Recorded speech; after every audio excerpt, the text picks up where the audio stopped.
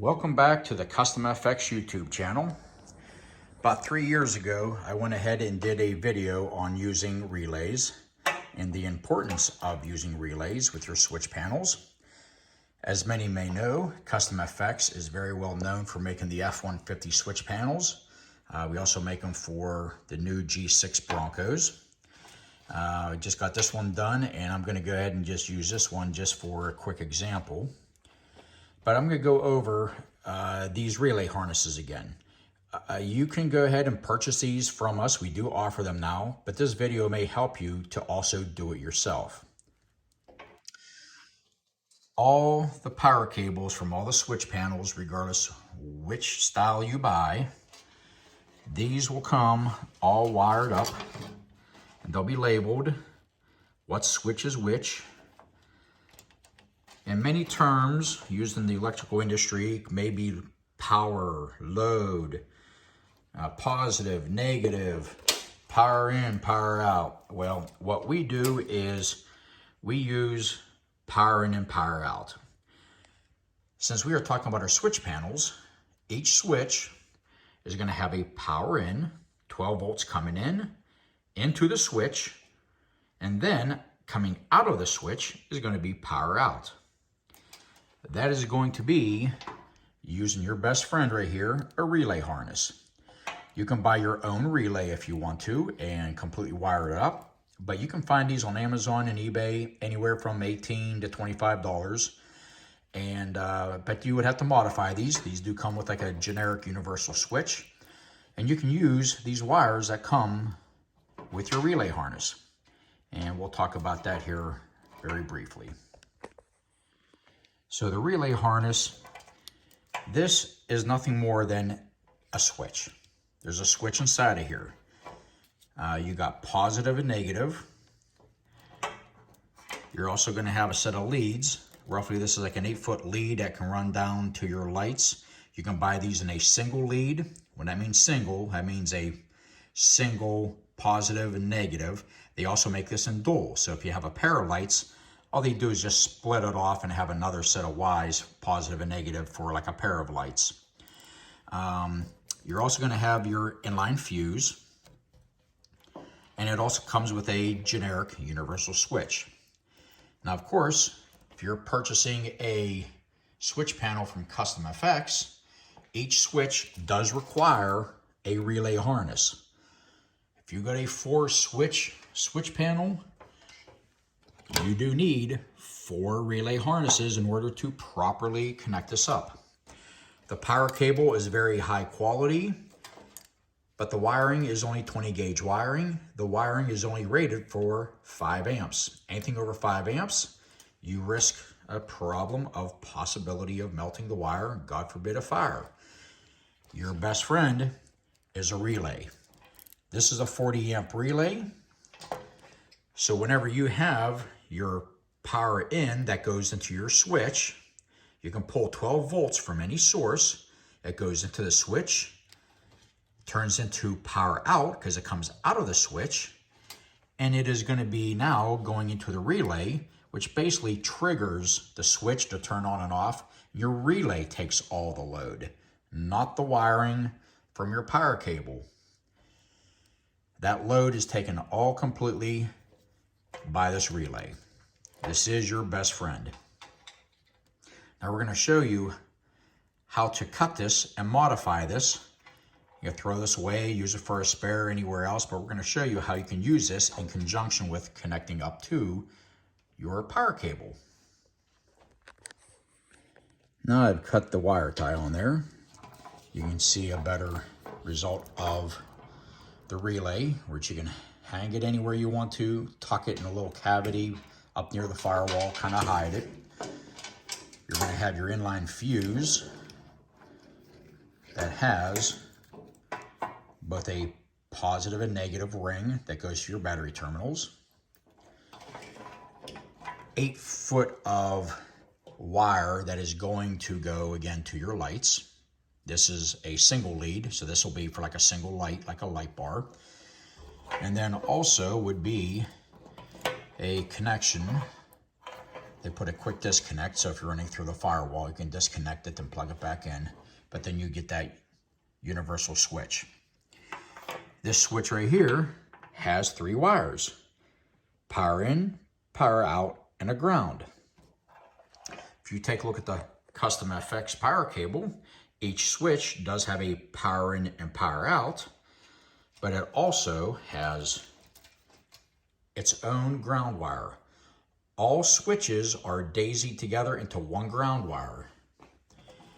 So really, theoretically, you're not going to be using the ground wire going to this relay, since you have a new one with your power cable to now ground the LEDs for your switches. So theoretically, you're only going to be using power in and power out on the switch. You will not be using the ground. Now, a lot of people ask, well, which wire is the power in, which one is the power out, and which one is the ground? First of all, you cannot trust color coding. Although some do try to follow red is positive and black is ground, but many also do not. So again, we'll get this out of the way. That's your 8-foot lead that goes to your light. The second one, of course, is again going to be your inline fuse that goes to your battery. And then the third one that is going to be tied into this harness is for your switch. Now, what you want to do is trace back the colors. Now, I pulled this back. Many have heat shrink on it. You can just wiggle it a little bit, pull it back. So your first thing to do is take a look at the wiring. The one that is coming from the battery, the red wire, is also running through here. You can fish to it. But you see that white wire connected to the red wire? They make it convenient where your 12 volt that is coming from your battery, there's your power in. 12 volts is actually connected onto there, which that is your 12 volts. This is almost saying that you're connecting that white wire directly to the battery. And since it is, it's connecting to a double pin here, even though it's connected to the relay to make the relay work, but it's also connected to this red wire. That is the same one as this red wire that's going to your battery. So you are pulling your 12 volts right there, that white wire, that is your power in. The black wire, this manufacturer is pretty nice because they go ahead and they keep them all consistent. All wires for your ground, which of course the ground wire that goes to your battery negative, or any good ground on your firewall or your inner fender, that is your ground. So the black one is your ground, and then a standalone wire, which is your power out, when it comes out of the switch, is going to go into the relay all by itself. That is going to be a standalone wire, and there that is right there. So the blue wire is, in this case, your power out. Now we're going to show you what KustomFX actually does. We cut, we modify, we don't even use a switch, but we will use this relay harness. Now that we know the function of these particular wires, I'm going to show you what we do. You can do it yourself, or again, we do offer these and you can purchase them directly off of us, and we already have them pre-made, so it's easy. 2 wires, power in and power out. There's going to be 2 wires. We're not going to use the ground. Again, your switch panel has its own independent ground, so you're not going to use that. So you got 2 wires there to connect to your 2 wires here. All right, try to lay this out a little bit better. So go ahead, pull your sheathing back on, wiggle it back on, and just put your protection cover for your relays to try to keep the water out from going inside the terminals. But we know that, you know, the black is ground, which is the same wire from your battery, or a good ground. Your red wire, one of the red wires, is going to be your power lead with the inline fuse that does also go up in here. That is also connected to the white wire. So that is your power out. So what we do is we will actually cut that, sheath it back, and all you have is a 2-wire hookup. That ground wire, that black one, was cut back in here. Just get out of your way. And then we will also label this power in and power out. So when you go ahead, let's just say you're hooking up switch number, well, let's randomly just pick switch number 3. Okay, switch number 3. Let me get this zoomed in here. Okay, is actually green and orange. So again, you got power in and power out. So what you would do, since white, as we know, is now 12 volts coming in, also labeled power in, the blue is power out. What you would do is you're going to match them up. So we have power in to the white wire, power in to power in. The orange wire in this case would be power out. The blue wire is power out. And then you're just going to simply, if you can solder and use heat shrink, that's great. That's what I do. But if some people can't, you can use butt connectors. There's nothing wrong with them. Just make sure you make a good crimp and a good connection. Maybe put some heat shrink over it, or use electrical tape just to kind of keep the moisture out. But this is simply all that is done. You're going to have a 2-wire hookup. Now at this point, I'm going to give you another little trick here, and hopefully I'll try to make this as layman's terms as best as possible so it kind of makes sense. But when you hook it up like this relay, of course, is going to be a constant hot coming from here. Until you turn your switch on, you now feed that wire of power in going to your switch. You now turn your switch on. It now goes back, power out. The blue wire now triggers the relay, turns the switch on, which in turn will be giving power to the wiring that is going towards your lights. So that is pretty much how that works. This again, the relay is taking your load. There is a switch inside of there. But again, you have a constant hot. Now there's nothing wrong with this. If you want to go ahead and turn on your lights, it could be daytime, nighttime, you can turn them on anytime you want to. These style or push button, that is fine. But each time you want to turn on your lights, you have to always reach up and turn them on. If you're driving at night and you got your brights on, then you have to reach up and turn them back off. So there's nothing wrong with that. Some people like that. I prefer to be a little bit more, I don't want to say lazy, but a little bit more convenient. What I use is a different wire and a different trigger for that power in wire. And let me explain that to you here shortly. So I'm going to make a quick conclusion part of this video here. You now know how to connect your power cable, your 2 wires, power in and power out, to power in and power out to your relay harness. So that works out great. Now, let's just say that this is constant power. You can turn your switches on and off anytime you want to. What I do in my vehicle, for about probably 3/4 of my switches, I choose a different power in. I'm not pulling from the relay, or I should say from the battery, because again, that is jumped and it's also connected to that same white wire in this example. So it is constantly getting 12 volt, at least up to this point until you turn your switch on. But what I do is with my switches, the ones that I use for my very bright lights, my LED light bar, light cubes, very bright off-road lights, I choose a different power in source. Again, this could be any 12 volt source, but let me show you. I do have another video. I'll put a link down in the description of my last truck. I had a 6-switch that I also described about using relays, but I'll kind of show you here how what I'm kind of talking about here.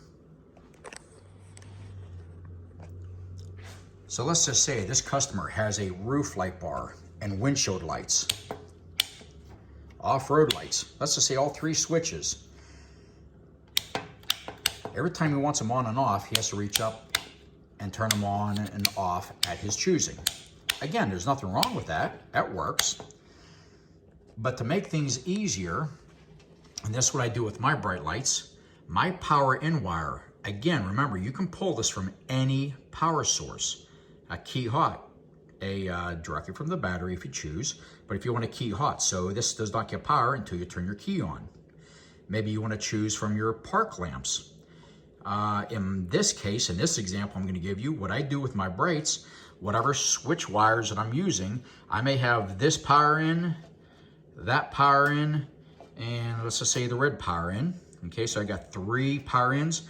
I may connect all 3 of these to, I'm going to take a lead, I'm going to combine them all into one wire, and I'm going to run that down to my headlight assembly, and I'm going to connect these 3 wires to the hot wire, the positive wire of my high beams. So that now means the power in coming from my relay harness, I'm not going to use because I'm pulling the power in from a different source. So you got to remember, this is going to be a hot wire. What you want to do is simply just go ahead and just tape this back, put a bunch of electrical tape on it, because theoretically that wire is going to have 12 volts all the way to that point. So I'm not even going to choose my power in coming from my battery, which is going to be constant hot. I will tape this off and tuck that away. Okay, we'll get to this here, the power in, or the power out that is going into the relay, which turns the relay on. So again, what I'm going to do is I will pull 12 volts from my high beam wire, which means this will never get power unless my high beams are on. Some may not want that. I do. Now in this example, all 3 of these lights, let's just say for this guy's Bronco switch panel, he wants night into day, very bright lights when he's traveling down a back road. So now you got cars coming around the bend. You got to reach up and turn them all off real quick. Okay, if you want to, that's fine. Nothing wrong with that. But what I do is all 3 of those power in, again, are going to be attached to the high beam hot wire. So it will only get power to turn the switch on when the high beams are on. As soon as you turn your high beams off and go back to your low beams, they will automatically go out, because guess what? You don't have power anymore because your low beams are now on. So I never had to reach up to turn the switches off. I will always leave those switches in the on position. The plasma switches, same thing. Let's just say switch 1, 2, and 4. That's how you're going to assign them. I would leave those in the on position at all times. They're connected to my high beam hot wire. They're triggered. That's the perfect word to say, is it is triggered off my high beam hot wire. And once you turn on your high beams, guess what? All your 3 wires, the power in now goes into the switch, comes out of the switch, which turns into power out, which again, you're going to be connecting to this blue one in this example, and that's what turns on your relay, and your wiring goes down to your lights to turn your lights on and off. I never had to reach up to turn these off. Never had to do that whatsoever. This may only work for 1 or 2 switches. So this is just a nice little quick tip of using your power in from another 12 volt source as your trigger wire. Just keep one thing in mind. This is still a live wire because this is attached to the same inline fuse that's connected to the battery. I cannot stress enough, just make sure you tie this back, put some electrical tape on it, and you just won't be using it. Or leave it there. Maybe you change your mind later on down the road. You want to go ahead and try that. So this is just a quick little tip. In that case, that wire will be going to your high beam wire. And then you have one wire that's going to be labeled power out. Your blue wire, in this case, will be your power out.